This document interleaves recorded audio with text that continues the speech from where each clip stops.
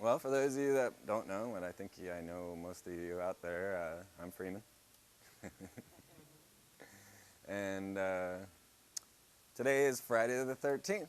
It is the 699th anniversary of the death of the Templars. And this is what made Friday the 13th have its mystique. If you've ever wondered why Friday the 13th is considered the most unlucky day, well, it was the day that they came in and swooped everybody's fathers and sons out and burnt them at the stake. And, another one that might remember, I think you all are all familiar with Captain Morgan. Yeah? We've drunk the spiced rum every once in a while, right? They like to keep these things in our minds because Captain Morgan was accused of doing what I'm about to do with you. And then was ritually murdered for doing so. But luckily, I never have sworn allegiance to the Freemasons. I've never taken my vows or gone through rituals or anything like that. And many people ask me, did your father try to talk you into joining Masonry? And I think that that's a key point because, no, he did not. And one of the key reasons for this is because Masonry does not recruit. And the reason for this is spiritual as far as I'm concerned, because you must join of your own free will and accord. And this is one of the things that you will say when you enter the lodge to take your oath of obligation, that you have come of your own free will and accord. And the only other regulation to be a Mason is that you believe in a supreme being. You believe in a higher power. Of course, they call this the great architect of the universe. Right? So, in order to understand this whole story, we've got to go way back to before history. We're going to jump all the way back to prehistory, and I'm going to even hit upon some things that are not completely bona fide at this time, not completely provable. Yes. For me, doing the symbolism, doing the understanding of what Freemasonry is, and where it comes from, I use their symbols to decipher the aspects of Freemasonry. So one of the main symbols that you're going to see in a lot of places is the red square. And the red square is a magical symbol which you'll see on Compass banks, Wells Fargo banks, the red square of Russia. The red square is a constant theme within what I consider Masonic symbolism in corporate logos. And the red is a symbol of Mars in magic, and the square is a symbol of man in magic. So you've got Mars man, red square. And what we find is that this brotherhood follows their allegiance back to Atlantis. And so, well, we got to get into the story of Atlantis. Who is Atlantis? Where did it come from? My personal belief in all of my research is that Atlantis was Mars. This is not a common belief. This is one of my own pet theories. But it fits all the clues, and that's what I work with, are the clues. And so we have pyramids and structures on Mars, that Sphinx faces on Mars, and I've recently saw another video that showed me some new structures on Mars that I hadn't seen before. So if you look into it, you're going to find that there absolutely are structures on Mars, and they are very much the same as the pyramids you find in Giza and the pyramids that you find in South America, Central America. The Prometheus Mars mission, which both HW and W both tried to get a man on Mars, is a very big deal for them. And of course, Prometheus was the one that brought fire from the gods to mankind to give mankind power. So we have the Prometheus Mars mission. The poster itself, which is on my video,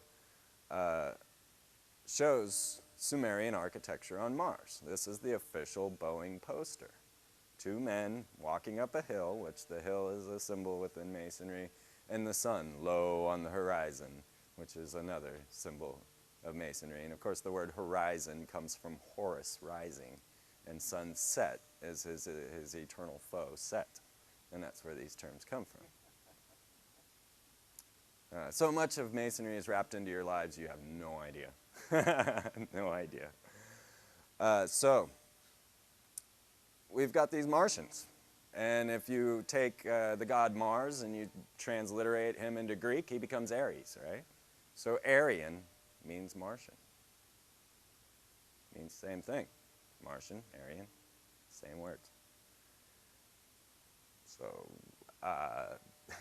this jumps us to Egypt. Okay, so now there was a great cataclysm in the past. Everybody's in agreement with this, that there absolutely seemed to have been a civilization prior to this one that was a high civilization, and then there was a major catastrophe. Everyone's in agreement with the major catastrophe, just not everybody's in agreement with the high civilization in the past. But the evidence is clear if you look at the pyramids and other ancient structures of the world that we cannot do in the 21st century. We cannot build a Great Pyramid of Giza. We cannot stack 300, 1,200 ton stones like there are in Baalbek, Lebanon. These things are impossible for us to do in the 21st century. We do not have the technology to accomplish this. So you have to accept the higher civilization in the ancient past, or you're missing a huge big piece of this puzzle. The Freemasons absolutely believe this. Okay, this is by Manly P. Hall. It's Freemasonry and its connections with ancient Egypt. And of course, you've always wondered why there's a pyramid on the dollar bill. It's because they come from the men, which I believe are from Mars. And I believe that the Martians, the Atlanteans, came down to Earth and took over Lemuria, which was Earth, where the brown people lived. I'm still working on the red and yellow. I'm not sure where they're from. The Hopi say they're from outer space, so you know they're most likely another race from somewhere else. But they went underground, the Hopi, and they tell you that whole story of how when the Great Cataclysm occurred, they had to go into subterranean and then they came back up. But during this Great Cataclysm, many of the high civilizations were moved into very bad states of life and even had to turn to cannibalism and other things like down in the South Sea Islands where there doesn't seem to be any food to sustain humans, but yet they're all there. And we have those great statues of an Easter Island. And of course Easter is after their goddess Esther, who is Columbia standing on her. She's also known as Ashtart or Ishtar. Now, this is Manly P. Hall, and he is talking about the connections between Osiris, Isis, Horus, and Freemasonry, and how Freemasonry is spawned from the ancient mysteries of Egypt. This is Sir Francis Bacon and his book New Atlantis, which is what America was founded on. This is the story of Solomon's house, which was an invisible college that actually controlled reality or civilization with a hidden hand, as we seem to have today. Solomon's house was the secret college that analyzed all other civilizations and came up with ways to make their civilizations better. And it goes on and on. We have other Freemasons, C.W. Ledbetter, who is a high-level Freemason, connecting all of the ancient rites of Freemasonry to the mystery schools of the ancient past. And then even Le Plongeon, who is another high worshipful master Freemason, and all of these guys are well regarded within Freemasonry, writes about how the temples of South and Central America are based on these same people and how it all comes forward to Freemasonry. So, we've got this line. We've got this, all of a sudden, the best dating for the pyramids is 10,500 BC. And all of a sudden, planet Earth gets these superstructures. There weren't any before it. There is no pre-Egypt. There's no leading up to Egypt. All of a sudden, here comes Egypt, spawned full and completely active with medicine, astronomy, science, mathematics, writing, all of these things, full-blown, to the point where here we are in the 21st century still trying to figure it out, right? We don't know. So when we read the story of Adam and Eve in Genesis, we will find that Adam and Eve were told to replenish the earth. Now, to replenish means to repopulate. So that means there was a population prior to Adam and Eve, or else the Bible's wrong. When Cain slays Abel, and he is sent to the land of Nod, he says, please don't send me to the land of Nod, all those people will kill me. And the Lord said, well, I'll mark you so that they don't kill you. So who were all those people? If Adam and Eve were the first people, then who was he worried about in the land of Nod? Right? So there's way more to this story. And I was wondering if we were going to even get all the way to the Raelians in this story, but we're not going to go there yet. So what you've got is this ancient story where I find that if you don't begin with these ancient astronauts, which we're going to get heavily into in the next two shows on the Freeman perspective, so you want to check that out because we're going to dig deep into it.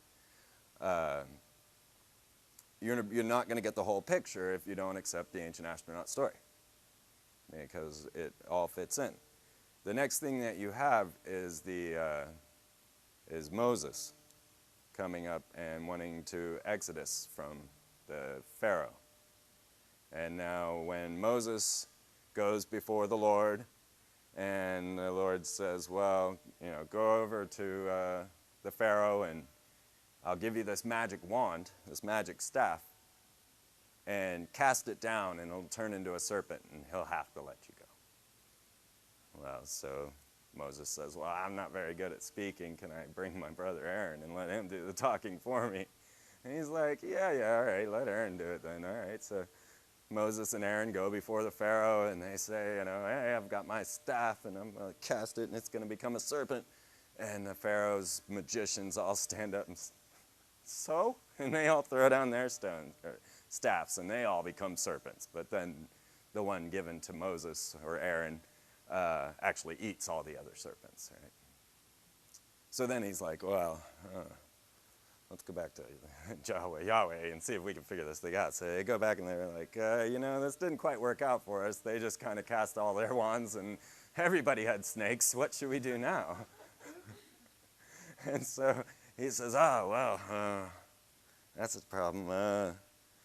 Go make frogs. And so they're like, all right. So they go back with their magic wand and they wave it over the water and it makes all these frogs and the frogs are going everywhere and the Egyptian magicians say, well, we can make frogs too. And they make a bunch of frogs and all of a sudden they got a huge frog plague. And they're going, oh my God, there's frogs everywhere. So the next thing they decided, well, we can make all the frogs disappear. So they make all the frogs disappear and back and forth between the magicians of the Pharaoh and the magicians of Yahweh. And they battle in the Pharaoh's court. But of course the Bible says now that the Lord hardened the Pharaoh's heart and would not let them go. And that one's always baffled me. It's like, go do some magical dueling with this guy, but I'm going to make sure he doesn't let you go. I don't know. I don't understand that part of it. But finally, it's interesting that he's finally like, all right, snakes didn't work, locusts didn't work, frogs didn't work, lice. Go over there, wave your wand over the sand and create lice. That ought to get him. He's going to let you go for sure.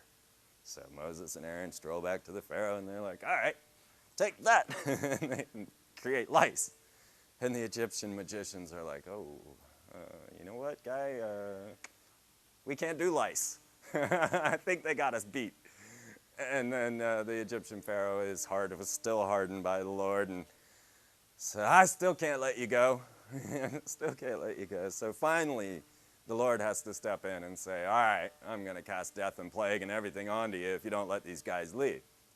And so he's like, all right, go worship your God. Just, head off in the desert and get the heck out of my hair. Right? So they do. And they take off. Now, if you follow the ancient astronaut story from the Raelian perspective, are any of you guys familiar with the Raelians? Okay, some, not everybody. I'll throw it out there real quick. Rael was a race car driver from France who was contacted by Yahweh. This is his story. Yahweh came down in a flying saucer, and on his flying saucer he had displayed a Star of David with a swastika interwoven.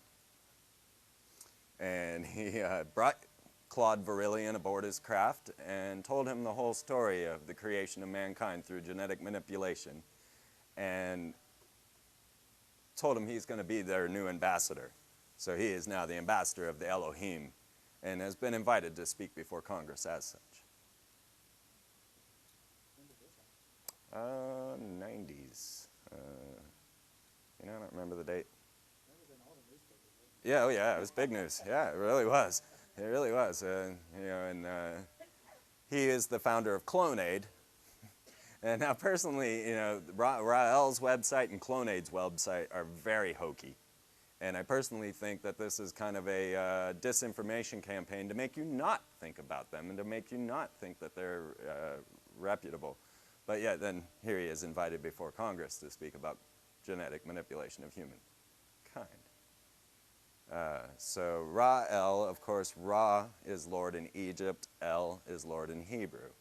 So you've got Lord of Lords, right? And Israel is Isis Ra-El. So you've got the Isis, the Ra, and the sun. So Rael had been commissioned to build the embassy for the arrival of Elohim, our space parents, that had genetically crafted us through manipulation. This is the story of the Raelians.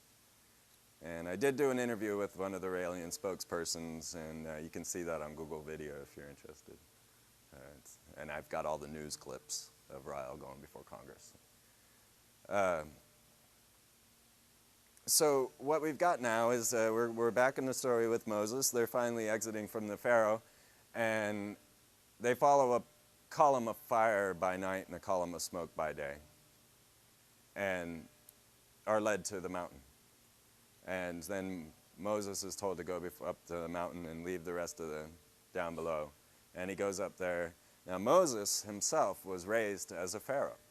He was brought up, strangely found in the reeds, as many others like Nimrod or Semiramis, and raised by a pharaoh, found by the princess, raised by the pharaoh, taught in all the ways of the pharaoh. And this is probably why he knew how to make lice and all of these other things. So he goes up to the mountaintop to speak with the burning bush, and the burning bush tells him, well, you're going to have to craft these stones, and I need you to translate everything into the language of the people. So you see that Moses knew the language of the gods and the language of the people. And so he took it and he wrote it in both. He had to write it in the language of the gods and the language of the people. And then he brought these stones back down the mountain after 40 days and 40 nights, and nothing happened. He's like, oh, well, okay. And he smashed as we hear in the Ten Commandments. Personally, I've read reports saying that these were actually crystalline structures. Even some say that it was a rubbery crystal. I don't know. I found some interesting things on all of that. But so Moses goes back up the mountain, and this is where you get the story of them worshiping the golden calf. And the golden calf could very well be a worship of Hathor, who was an Egyptian goddess. And I'm not so sure. Many people, I've read a lot of experts on that, and a lot of people consider that they were worshiping Hathor, the Egyptian moon cow goddess. And so so he smashes the stones, and he goes back up the mountain for 40 days and 40 nights, and they tell him, well, this time you're going to have to do it on your own. I can't help you. This is what the Lord tells him. And so he recrafts the stones, and this time when he walks back down the mountain after 40 days and 40 nights, the stones radiate. They glow. And he's like, oh, okay, I got what we need. He was given very specific designs on how to design the Ark of the Covenant, and you can find these designs in the Douay Bible. They've been removed from most other Bibles, but you can still find the designs in the Douay Bible. And he was told to perfectly construct this in a technological manner, encase the whole thing in gold inside and out, and put two giant cherubim on top, and place the stones inside of it. So then the Hebrews, the Israelites, took this constructed device with its radiating stones. Now all of this is in the Bible. After this moment, Moses had to wear a veil, cover his face. And that's never quite explained. It's said that he shone light, and so he had to wear a veil. But we might find out more about why he wore a veil here in the rest of the story. So they build this Ark of the Covenant, and it's all set up. It's got its stones, and they got to wrap this thing all up nice and tight with all kinds of hides and fur and everything to make sure nobody touches it, because anybody that touches it dies. And if you get anywhere near it, you drop dead. And so the Israelites, they would carry this thing in front of them, and only certain people were allowed to carry it, and they told stories of levitating and dying and very strange electromagnetic effects going on with the Ark of the Covenant.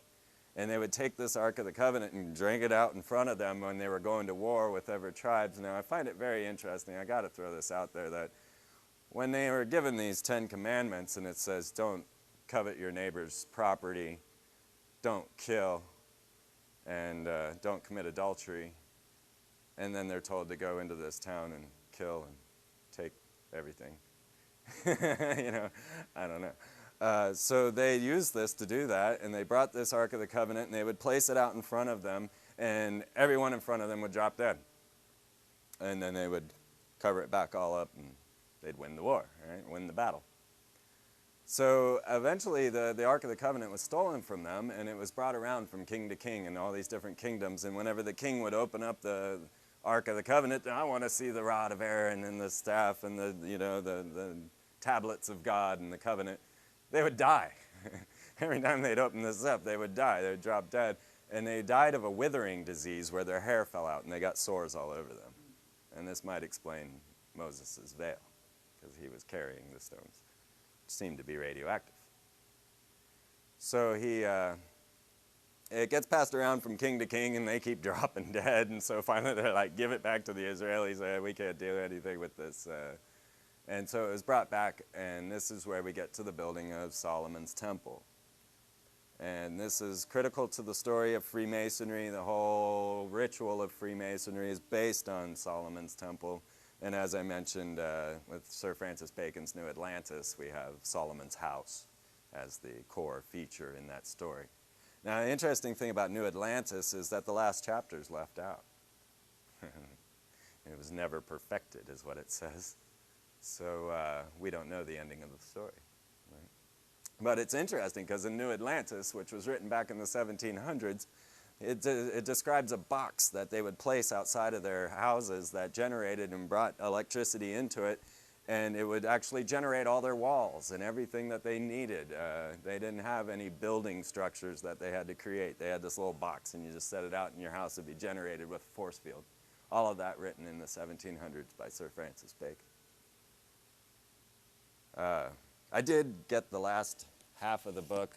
I haven't read it yet, but I found the last chapter. It wasn't written by Sir Francis Bacon. It was picked up later by another with the Philosophical Research Society, which Manly P. Hall is the founder of, and we'll get more to him in a second. So the point of all this is that we're looking at what seems to be high technology in the ancient past. And this Ark of the Covenant seems to be the first weapon of mass destruction given to mankind. And so then we have the building of the house of Solomon's temple, and Solomon wasn't quite the worthy character to build this temple, and he had to turn to King Hiram of Tyre to help him form and build the Solomon's temple. You'll find that Hiram of Tyre is also a huge part of Freemasonry, and Hiram of Tyre got Hiram Abiff, the great architect in Freemasonry, and reportedly the first master mason, to come and design Solomon's temple for them. Now in the Bible, Hiram Abiff is a worker of copper and not an architect, so there is a discrepancy between the Freemasons' version and the biblical version. So the Temple of Solomon was crafted in order to house this weapon of mass destruction that they had gotten on top of the mountain with the Lord, and they had to build it to such specifications and then encase the walls in gold and make sure that all the radiation stayed inside. And they would use this to communicate with God, was one of the functions of the Ark of the Covenant. And one family was left in charge, and they were the Levites, and they would guard till the end of their days, and then their child would take over and guard the house of the temple. Well, eventually Jerusalem fell, and it was taken over by the Muslims, and Solomon's temple was demolished, and they built the Dome of the Rock, which stands there now. This is where we get to the Templars. The Templars were then an order of 9 men. And we're going to constantly find this motif of 9 men, the Council of 9. In Egypt, you've got what's called the Ennead, or the Ennead, which is the Council of 9. And you're going to find within Freemasonry, up at the higher levels, you have a Council of 9 as well in each region. So these 9 knights were commissioned to guard the Holy Lands for the pilgrims to get across so that they wouldn't get killed by all of these horrible Muslims. I didn't mean to say that they're horrible. I'm just saying this is what they were saying. But now 9 knights is not much of a force, and to be honest, these guys weren't all the biggest, beefiest guys in the world either.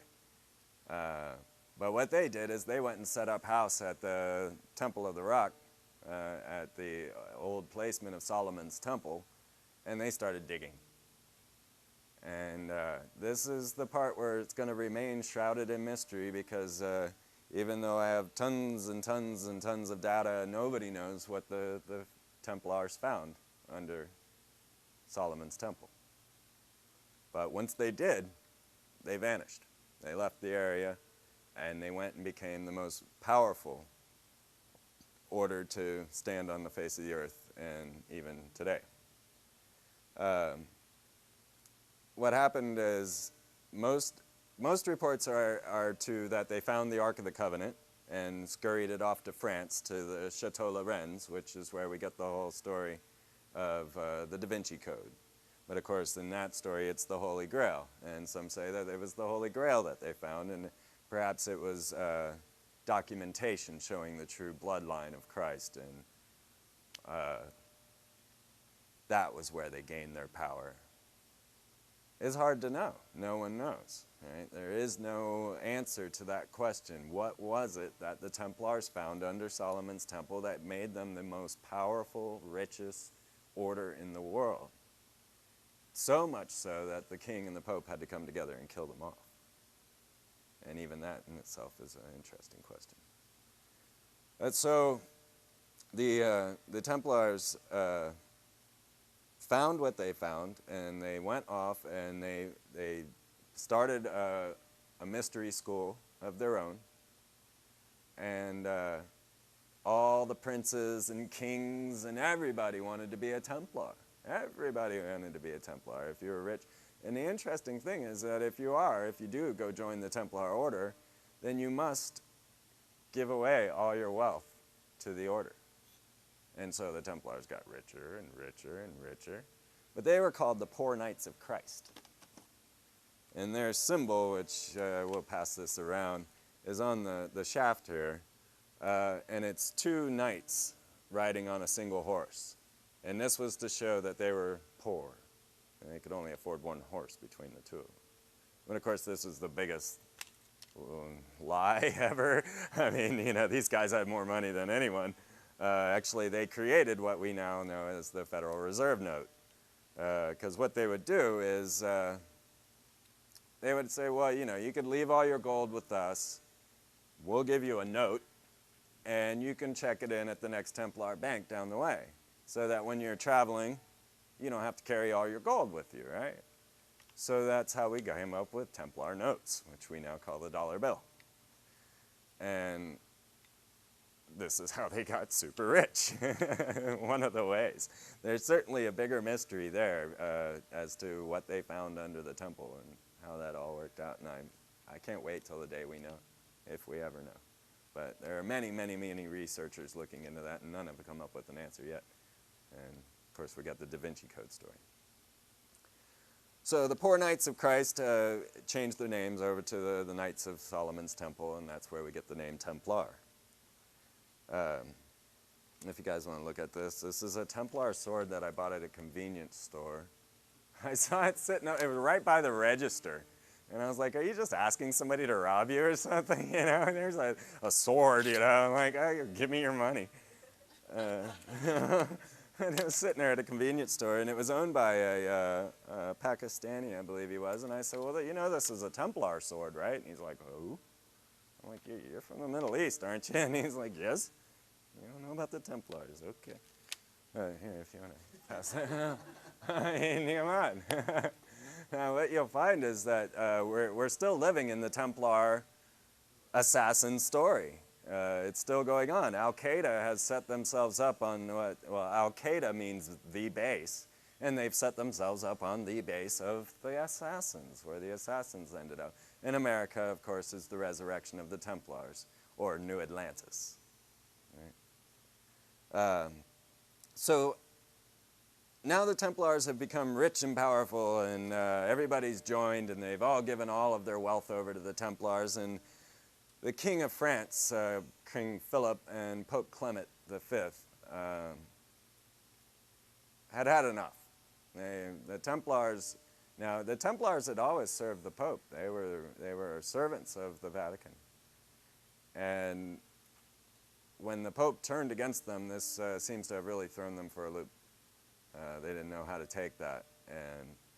But the King and the Pope got together, King of France and the Pope, and decided to eradicate the Templars. They were too rich and too powerful, and whatever knowledge it was that they gained from digging under Solomon's temple was too dangerous.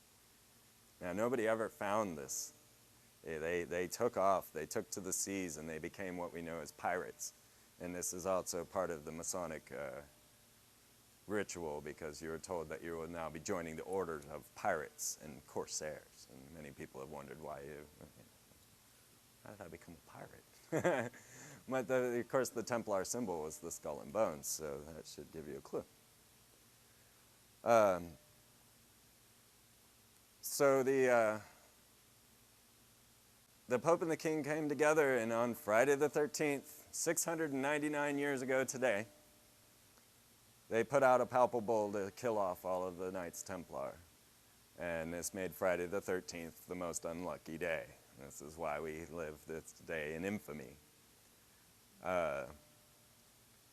And now the Church of England, they weren't too ready to kill off the Templars just yet. They kind of liked the guys, and so they put it off until like January, and they let the Templars escape.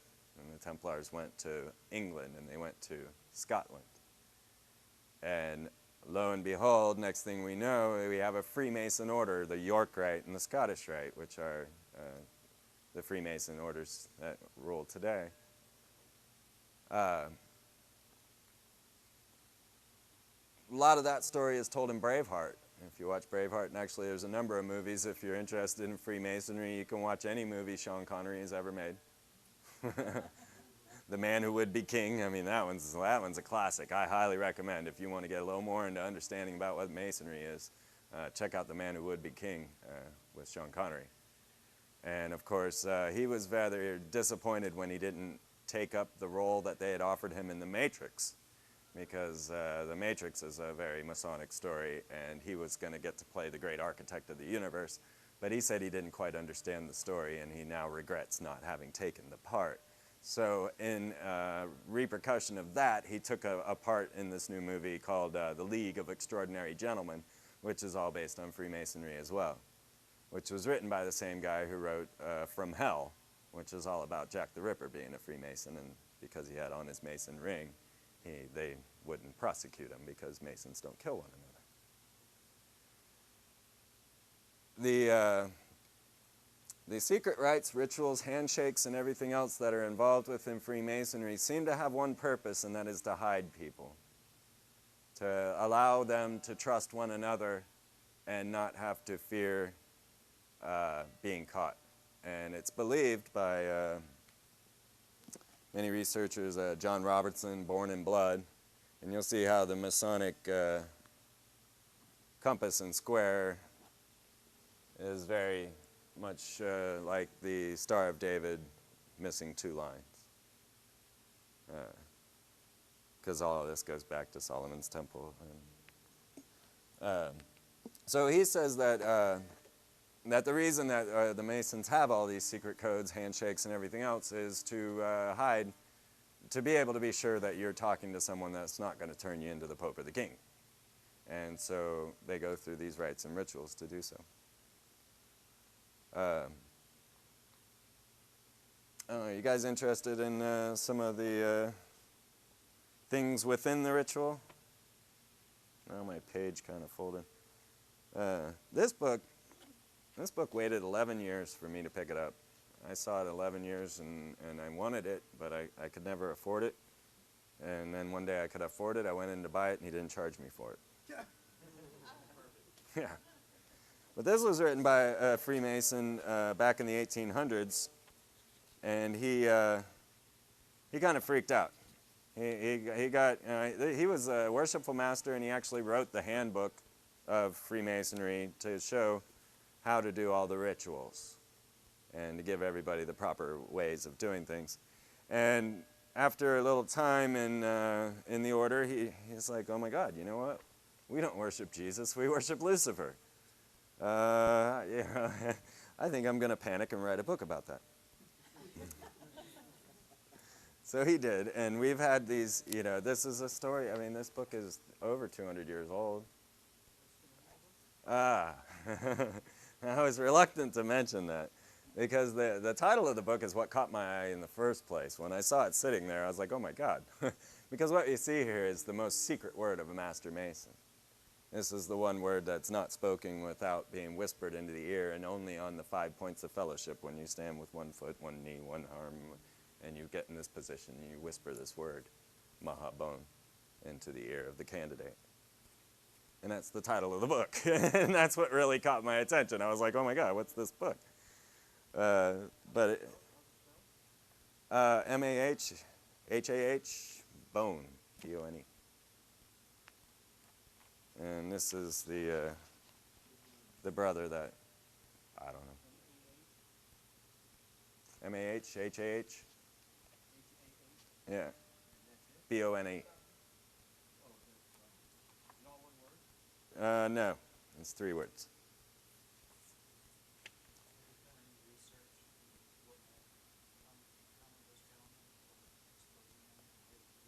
No, I didn't. It's interesting because this book is very similar to the book that Captain Morgan put out. And if you look into him, you'll find that he was supposedly ritually murdered. And, well, let me read to you the penalty, and that'll give you an idea of what happened to Captain Morgan.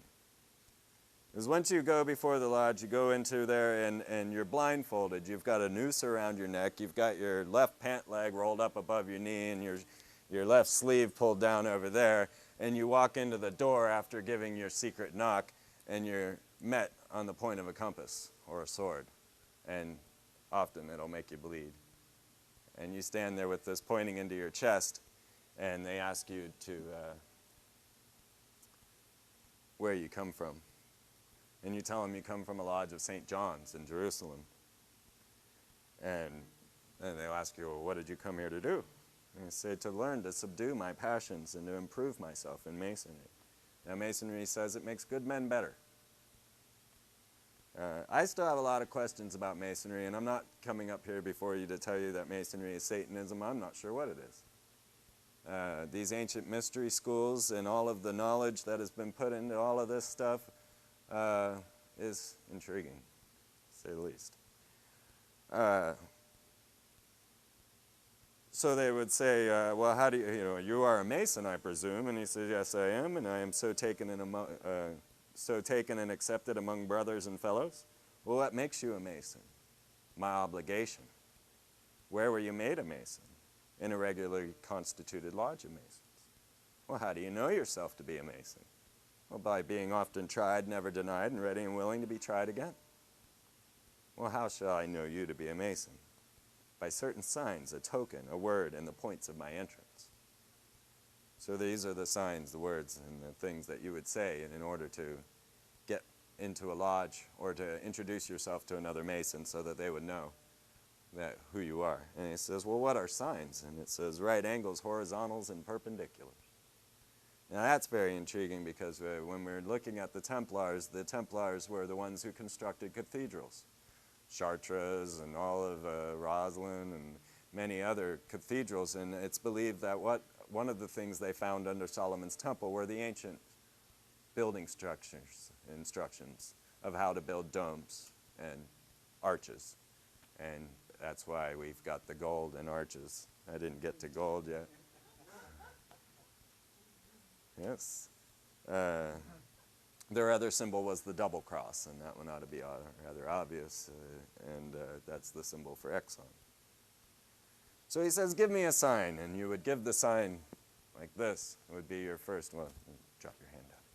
And this would be your first entered apprentice symbol, and what that is in reference to is the obligation that you took, your oath that you took. And your oath is binding yourself under no less penalty than to have your throat cut across, your tongue pulled out by its roots and buried in the rough sands of the sea at low water mark where the tide ebbs and flows twice in 24 hours. Should you ever knowing or willingly violate this, your solemn oath and obligation as an entered apprentice mason. This is what happened to Captain Morgan. I believe the mafia calls it the Sicilian necktie. Yeah. You see? You're going to find the mafia connected in here with this as well.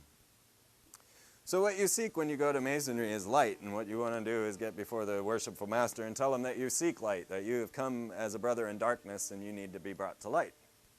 Now there's tons and tons and tons and tons of data on this whole thing. We've got like The Secret Destiny of America, written by the 33rd degree Mason Manly P. Hall. If you're interested in what Manly P. Hall looks like,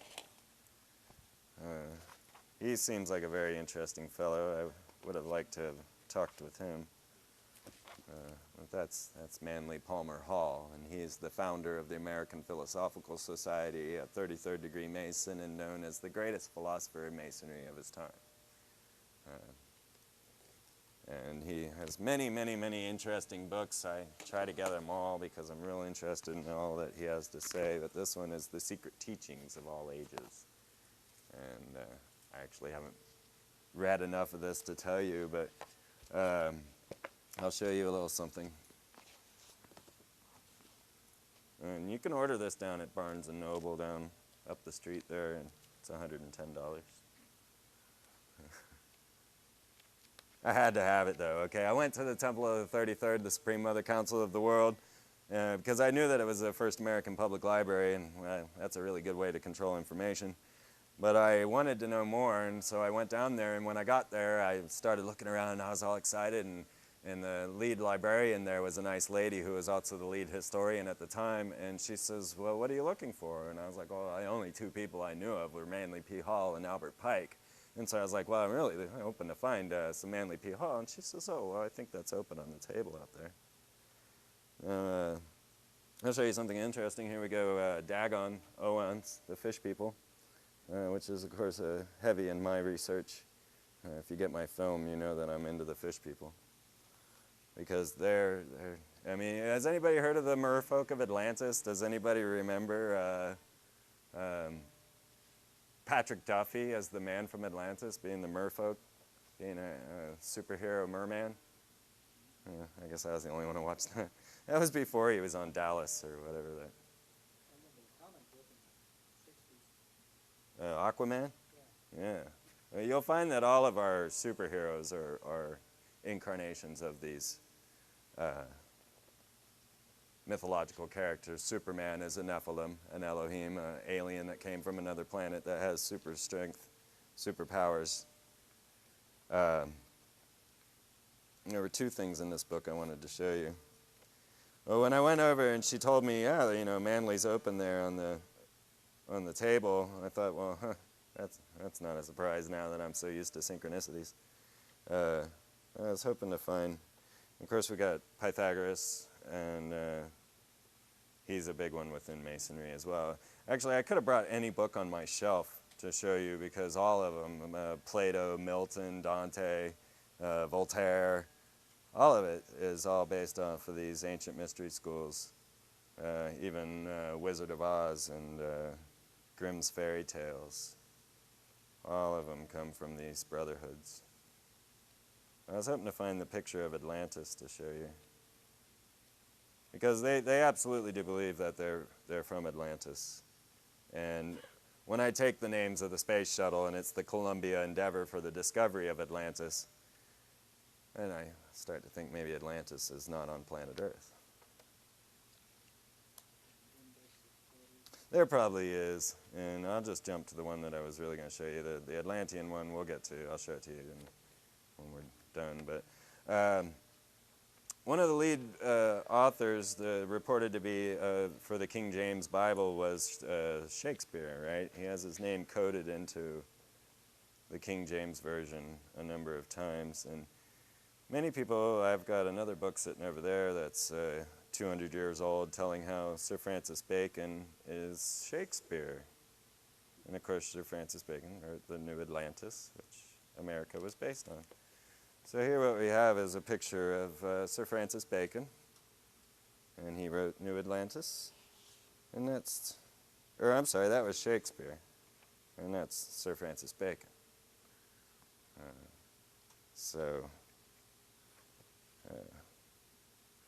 The Shakespeare that we all know of, that the actual man that he wrote about or as, had a illiterate daughter.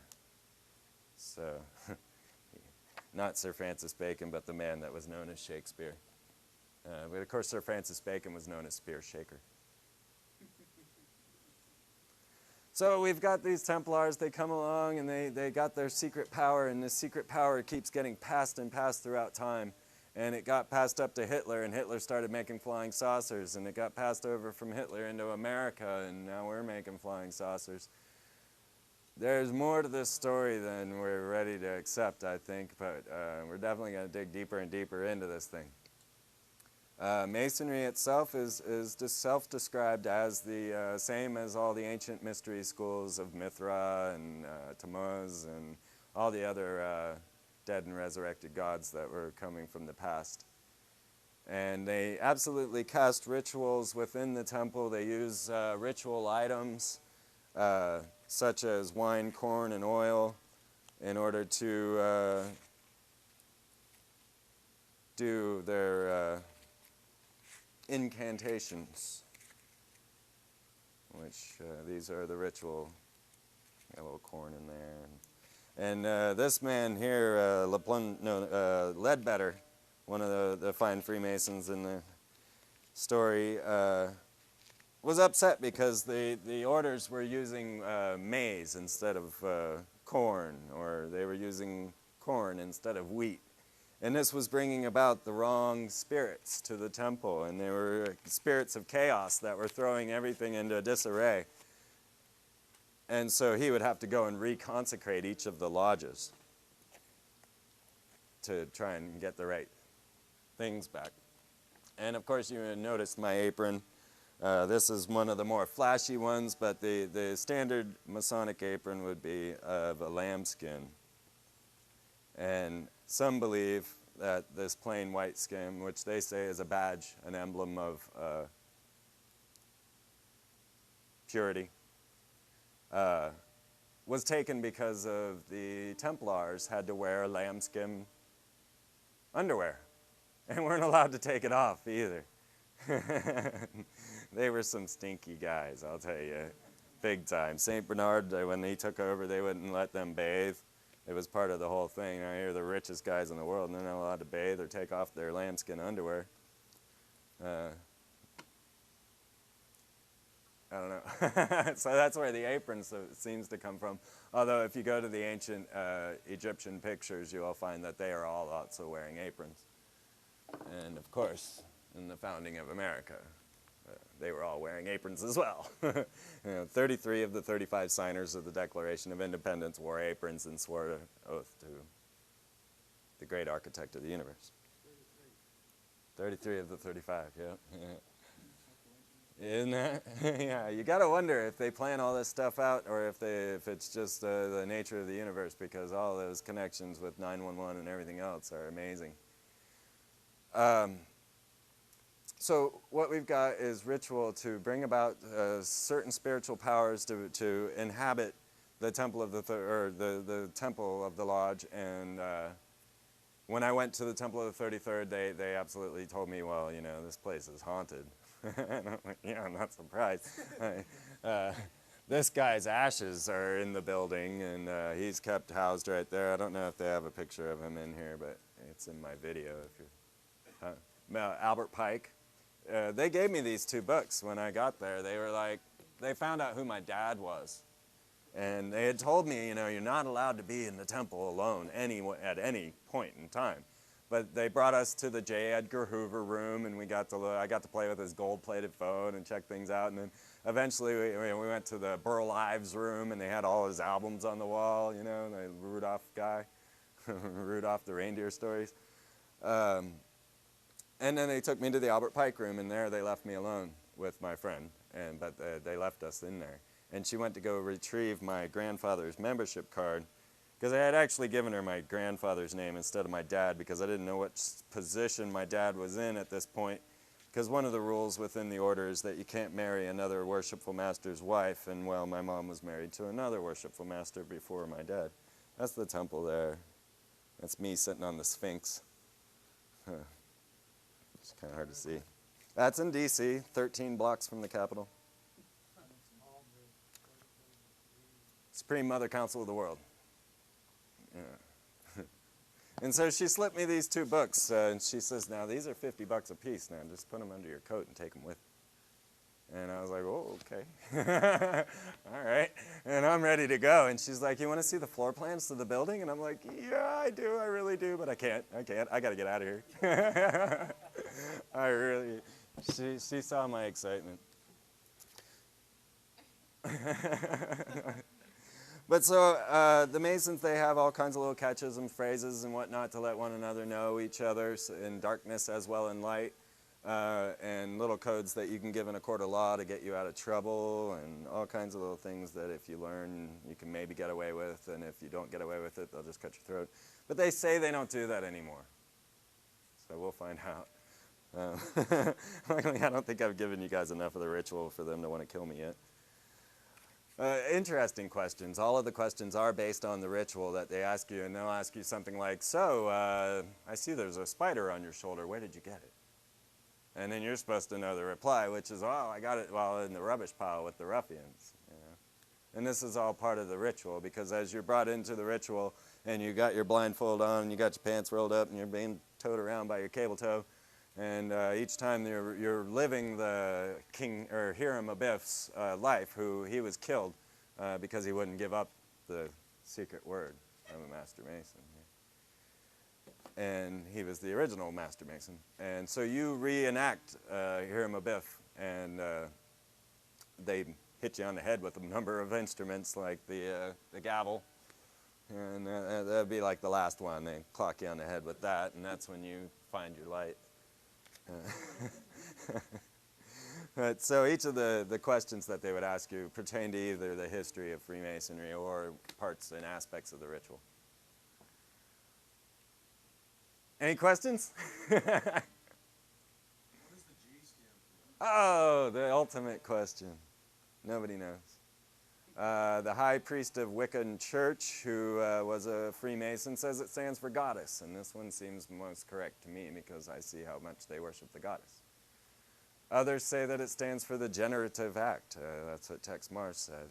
Some will tell you it means Gnosticism because this is the ancient Gnostics, and others will tell you it means geometry because they're geometrists. And then finally they'll tell you, well, it means God. And George. George Washington. George Washington. Well, I think the G was in use before Washington, but I don't know. You said that earlier that you felt like they were saying they were worshiping Jesus, but they were actually worshiping Lucifer? No. Actually, you're not allowed to use the name of Jesus or pretty much any other deity within the order. Now, they do accompany or accommodate to different religions. So if you were a Muslim and you went into a temple and you wanted to join, they would have the Quran out instead of the Bible. It doesn't matter to them which holy book is out on the altar.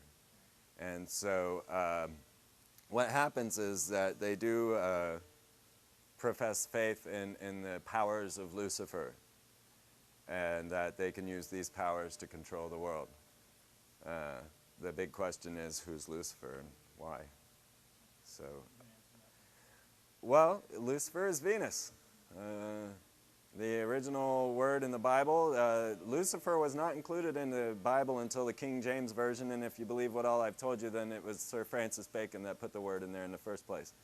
He also did, he was a master of words, so he changed the word from congregation to church, making all the emphasis off the people and putting it on the institution itself. Because prior to the King James Version, the word would have been congregation, and wherever three can gather in his name, that's where you would have a church. Yeah, you're definitely right about that. Yeah. And Lucifer never existed in the Bible up until the King James Version, and then he was equated with the devil within Milton's Paradise Lost and Dante's Divine Comedy. That's where the interlink between Lucifer and Satan came. Nowhere in the Bible does it say that Lucifer is Satan. But Lucifer is Venus, absolutely. In the Greek, that the word is formed from, Lucifer is Venus. And so when you're standing down at the clock tower and you see the goddess Columbia sitting there, and on either side of her a pentagram and a shell, which of course are Texaco and Shell's symbol, these are symbols of Venus, and therefore, i.e., Lucifer. And then you might notice that she's being drawn by merfolk, and in ancient Egypt, a pyramid is a mer. And so we could say pyramid folk instead of merfolk. And of course, America is also another one. It's the Littleford statue out in front of the big phallus, the clock tower where the guy shot it. Oh, it's the one. Yeah. Yeah, check it out. It's crazy. Or get my film. I do a half hour on just that alone. This young lady has a question Oh. about Yes, can you tell me about the awesome eye of God of the dollar? I really can't. There's not much to say about what that, many have said things, but nobody really knows. Like, is it the all-seeing live Lucifer, the enlightener, the light bearer? Is it the left eye or the right eye? That's a good question too, we'd have to look. But there's no king eye. I do want to say that, yeah, and then of course David Icke has the very fact that it looks quite reptilian. I do want to say that when Y2K came about and everybody was worried about the computer meltdown, I was the one standing out there going, but they're capping the Great Pyramid with gold. And everybody's like, what are you talking about, Freeman? And I'm like, dude, they're doing the 12 Dreams of the Sun ceremony, and they're going to cap the Great Pyramid with gold. And of course, they did put the eye on the pyramid at that time, too. And, but the capping of the Great Pyramid gold didn't happen. And the front page of USA Today read, Muslims stop the Freemasons from capping the Great Pyramid with gold. And that was the front page of USA Today, December 1999. Well, who noticed? Other than me. That's right. Yeah, right, yeah. The significance of the captain? It's the completion. When you're looking at the dollar bill and the capstone is floating above the pyramid, it's only when they completed the New World Order or the structure that the capstone was placed. So the not getting to cap it is an intriguing thing. And yeah. And I wonder a lot about this because we are looking at this same story of the assassins and the Templars over and over again. As the Muslims would be the assassins and the Americans would be the Templars. I have a question. What was the name of that first Bible that you mentioned? Douay. It's D-U-A-Y. D-U-A-Y? Yeah. It's one of the earlier Bibles. I haven't been able to find one yet. You never read it? Douay. Just like King James, this is the Douay. I had a dream that somehow or another the dollar bill situation had gotten some that looked like coupons. It looked like really fake. Well, that's what they want, yeah. That's, There was nothing on the back. They were just blank on the back. They were only one-sided. Yeah. Well, if you look at this story, and you'll find that the original form of control was religion, and the biggest building in town was the church steeple. And then the Templars came into power, and they started giving out these reserve notes, and the banks became the biggest buildings in town. But if you look out today, you're going to find that the biggest building in town is the cell phone companies, and you'll understand why they call it Next L, the next Lord. Right? So that's the next step in the process. So yeah, they're going to make money look hokey. They're going to teach you how to write bad checks. I saw a whole sort of story on the Discovery Channel on how to write bad checks and get away with it. So this is a flawless plan. Taught you how to use invisible ink and how the routing numbers would lead you to such a place that you could never get caught. Told you step by step how to steal from the bank through checks, because they want us to steal banks, or steal checks and make checks, you know, so that everybody's like, oh, get rid of the checking system, get rid of the cash system, you know, we need a chip to be safe.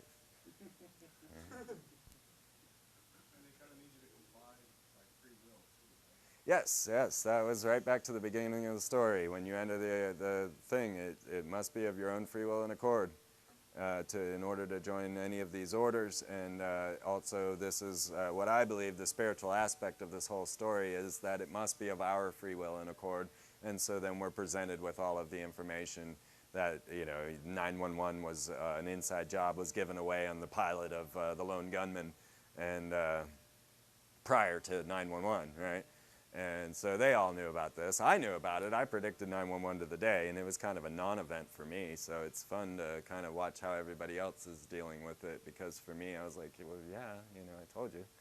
You know, everything's going according to plan. Nothing has gone out of plan yet. This is all a great scheme just to confuse you and control you. And I had put the same... I didn't have as definitive a reason to make a prediction for today, but going along the lines where the Twin Towers were built on 9/11 1957, and the Pentagon was built on 9/11 1941, then, of course, both destroyed on 9/11 2001. I took this formula and said, well, what else fits this formula? And I realized that 10/13 was the day, today, the 699th anniversary of the Templars. 10/13 is the day that they put the cornerstone in the White House in a Masonic ceremony, of course casting their wine, corn, and oil in the ritual and calling on all the right spirits to inhabit the White House. And I thought maybe that there might be something that goes on at the White House today. And of course it seems that Buffalo, New York got it instead. But interestingly, Chris Carter is the one that created the episode of The Lone Gunman about 911, and his production company is, of course, 10/13. Did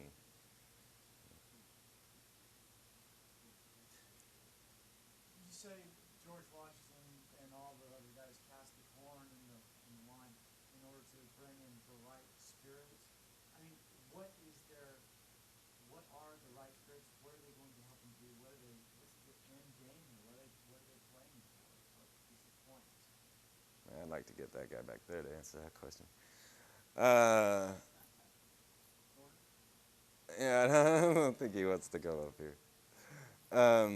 The end game, what's the result? That is the big question. I posed that one to you just the other day. I was like, what is this all for? You know, cyborg humans that are going to be ultra warriors, and what is the point of all of this? And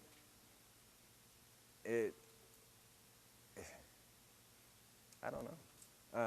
You know, when I'm looking at the evidence and I see this ancient astronaut story boiling up into this whole thing, but of course it fits, well, you got to accept the spiritual side of it as well, because we definitely are in war with these fallen angels, and all of the symbols that we see out there, Phillips 66, Highway 66, and W, are all symbols of the fallen angels.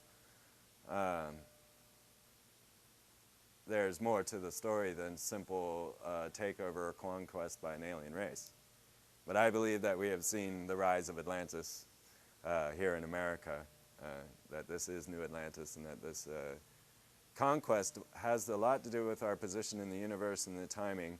And there's also the arrival of these extraterrestrials that have returned and are being filmed by the Columbia Space Shuttle. So a lot of things coming to a head at this moment. I think their goal is to have the spiritual power. I believe that the story of Atlantis is that they had superior technology but inferior spirituality, and the Lemurians had superior spirituality and lacked the high technology. And when the Atlanteans would come and attack the Lemurians, they would fall dead because they had like an insta karma return. So anytime you tried to come and attack the Lemurians, the attack would fall on your own head. And so then the Atlanteans would die. And this pissed them off to the point where they actually cast their biggest, baddest weapon. And I find this very interesting. Let's see what I did with that. Because now, a big portion of this story has always been gold, right? The gods wanted gold. The Egyptians mined gold, the Incans mined gold, the Mayans mined gold. This is my gold Millennium Falcon card. Got it off QVC. Yeah. They sold out while I was on the phone. Yeah, I was excited. Never let me watch a Star Wars QVC, man. I'm like, oh, I gotta have that. Richard Hoagland has video, and it's in my video as well because I took it and said, wow, I gotta talk about this. There is a Death Star surrounding Saturn. And it's an old, ancient Death Star. It looks very much like the destroyed Death Star in George Lucas's old film, in the third one, when they had to restructure the Death Star. So we've got the story of the Atlanteans destroying their planet, or their continent, or their city, or however you want to take it. And I believe it might have something to do with this Death Star, because George Lucas tells us a lot of this story. And he even, in the last one, in episode 1, I guess it was, the Return of the, or 3, Return of the, Revenge of the Sith, the whole story of the decline and fall of America is told in there, and the character General Grievous is, of course, Osama bin Laden, and that's why the guy has a cough, because of bin Laden needing dialysis, and it's just kind of a symbolic, and then of Osama bin Laden, and then we got the banking guild and all the other members, and then, of course, the fall of the Republic, when the rise of the Emperor. Well, when the Emperor arises and he decides to kill off all the Jedi, he says this 3 times, execute Order 66. And if you watch my film, you know that 66 means W. So W kills all the Jedi. And there is a Death Star floating out around Saturn, and this might have been the ancient weapon that destroyed the planets. And what I believe happened was that even when they were destroyed, now this is agreed upon by many scholars, so it's just a matter of how it happened is what's in dispute, and many think that it was Venus that caused all the problems, Lucifer once again. And that's the work of Velikovsky, Emmanuel Velikovsky, and others like Michael Tsarian. And what I believe happened was that actually the planets, they tried to destroy Lemuria, and this caused such a great catastrophe that the planets actually skipped a groove in the gravitational wave. Do you know what I'm saying? There's a gravitational, like a record album, coming out from the sun, and we stay within that groove as we go around the sun, but you can jump grooves. And I believe that Mars and Earth jumped grooves, and Earth actually expanded as it went away, and Mars lost all of its atmosphere, and a lot of it came crashing down to Earth and caused what we call the Great Flood. What's the story of Freeman?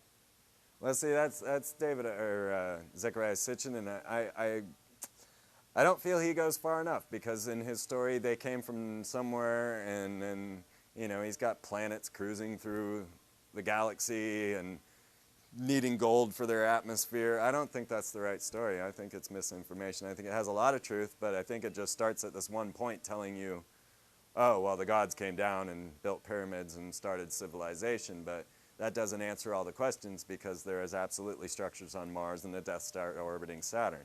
So if he's not including all of this information, you're missing a piece of the puzzle. So obviously you think it was like Men in Black's like big time into that kind of what you're talking about with the whole alien thing. I have met 2 people that told me there are 57 species of alien in contact with our planet right now. One of them's going to be on my show. He's the head of the Exopolitics Institute. They actually have college courses on this. And the other one was my best friend's dad. who I went over to his house for Thanksgiving and had a bit of a freak out because nobody knew that his dad was involved in all this stuff until I started talking to him. Like, what? And they all have different takes. Some are more evil and some are more... Yeah, actually they're all outlined. If you go to my website and read ET Motivations, all of the different species are outlined as to what they're doing and who they are. And there's even mention of the indigenous reptilian race that has existed on planet Earth longer than Homo sapiens. But why gold is a very important question. Why we've been mining this planet for gold for ages and ages and ages. And why it was the Templars that gathered all the gold, and now all the gold seems to be disappearing. You have heard that Fort Knox is empty, right? Yeah, personally, I think it's all being shipped off on the Columbia or the Atlantis going up to the ISIS. Yeah, you're right. Well, you know, I got to shuttle something. You know, what else have you got all these damn shuttles for?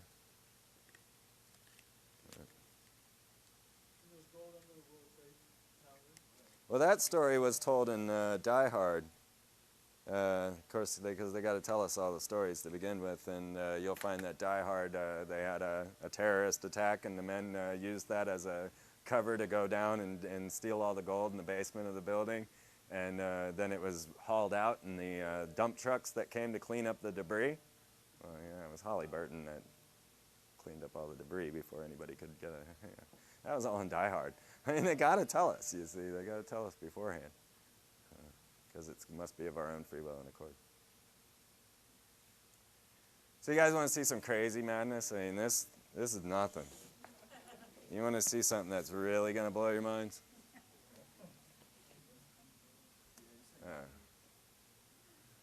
You guys got to see this now. Sure.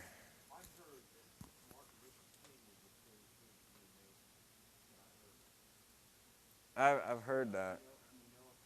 I don't know. No, I don't know. Jesse Jackson is on that list, yeah. I think the best source for that type of information is Tex Mars's Codex Magica. Yeah, it's over there on the shelf. It's right behind you there, Steve. Are all 33rd degree Masons on the same page? No, not at all.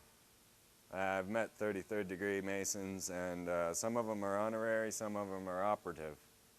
And it's said that a 33rd is really the stepping stone, the beginning of the real work, the great work. That's not the highest degree. No, it said there's 360 degrees, which would make more sense because of their geometrical. So no, not at all. I mean, there's a big difference between Manly P. Hall and Bob Dole. Right? In your video, you said one of their goals was to eliminate 80% of the population. That's what the Bilderbergers said. And Alex Jones said the same thing. Yeah, he talked to the same guy I did. You were making reference to the Bible, and in the Bible it says at the end, tribulation, some only 20% will stay. Those are the righteous people, and the rest will be killed off in tribulation. Right. Don't Georgia Guidestones also address something like that? Yes. Well, what's the correlation there? And another really good one is the Limits to Growth by the the Club of Rome, which is being taught in all our college campuses. They say, oh, we got to kill everybody and have a UN. What are you thinking? Trying to make themselves the righteous? Are they trying to... I see them forming an Armageddon script. The whole shock and awe thing, I think they're following a plan. I sometimes wonder if this is not a prophecy given to us like the Bene Gesserit witches did with Dune, where they placed a mythos on the planet so that when they arrived they were worshipped as gods, or goddesses, because they were worshiping it. And I don't know, you know, is it prophecy, was it, but some of it seems that they're following a script, because shock and awe was the name of the divine goddess. I don't know how many of you guys have heard this. I'd say, I think I've given this story a few times, but the Shekinah, Shekinah in Hebrew, is the divine goddess, and we called it the shock and awe campaign when we blew up Baghdad. And so the divine goddess, which is also known as the divine whirlwind, and this is all in the Bible. I can't think. I think it's in Kings. the divine whirlwind comes down and strikes Nebuchadnezzar, and while Saddam Hussein was rebuilding Nebuchadnezzar's palace in all of Babylon, and he had structures made with him as Nebuchadnezzar. And so the shock and awe comes down and strikes Nebuchadnezzar, and we use what? The mother of all bombs, the bomb just below a nuke. And of course in military you use acronyms, and so it was the Moab. And so you go back to your Bible and you'll see where it says the divine shock and awe comes down and strikes Nebuchadnezzar using the Moabites. Right? What, how I've heard it pronounced in like religious circles is Shekinah. Shekinah, yeah. Shekinah glory is how most of those preachers say it. Right, you're right. Yeah, they use a play on the words, you know, so shock and awe and Shekinah, yeah. Correct pronunciation would be. It'd be more like Shekinah, if I could really get it out that right, yeah.